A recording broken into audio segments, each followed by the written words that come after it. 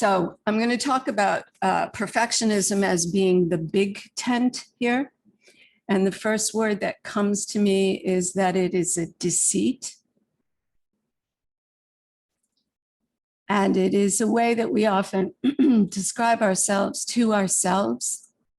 and to others. And what it usually means is that there's little chance that we're actually going to do it.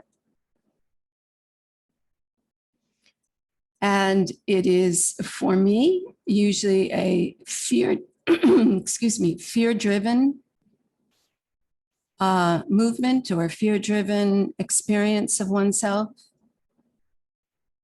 And if you think about it immediately for yourselves, there is a way in which it can be self-oriented.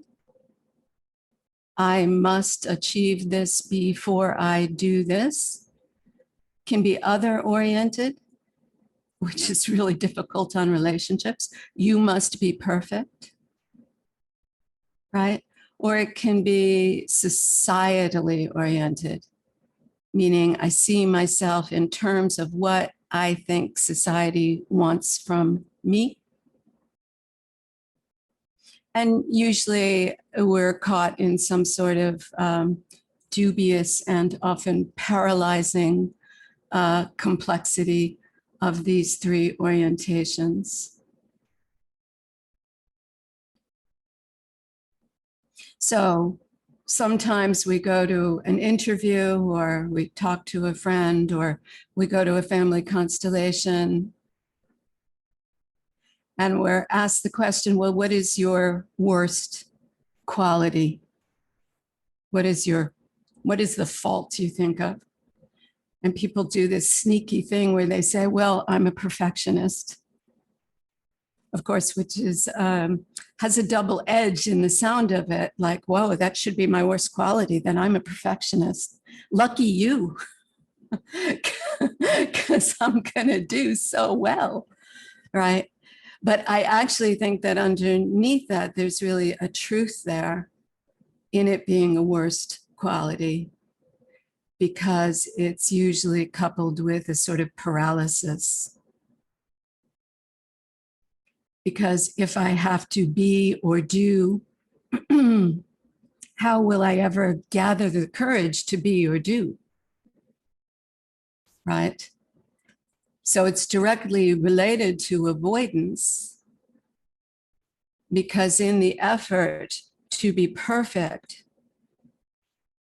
right, I actually avoid the task or I avoid parts of myself. So where does that come from? Where does this idea of perfectionism come from? If it's related to fear and it's related to avoidance and it's related to anxiety, where does it come from? One place it comes from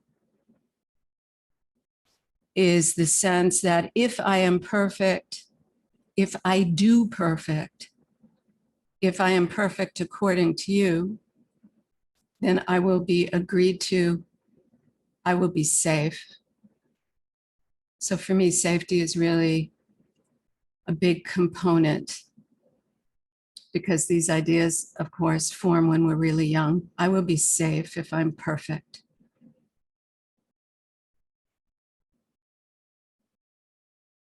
Perfection is, and sometimes I think people have a very difficult time with this, I certainly do, that perfection is subjective.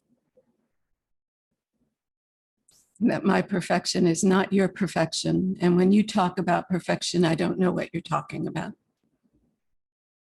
So we are always thinking, really, and maybe thinking is the wrong word, we're always feeling, really, into that early somatic experience of perfection and belonging in our young selves.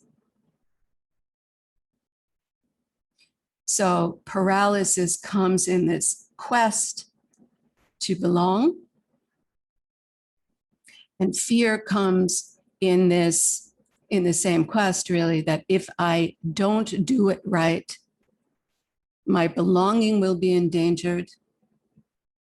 And so perhaps I should not do it at all. So paralysis becomes a safe place, a deeply frustrating place, but a safe place.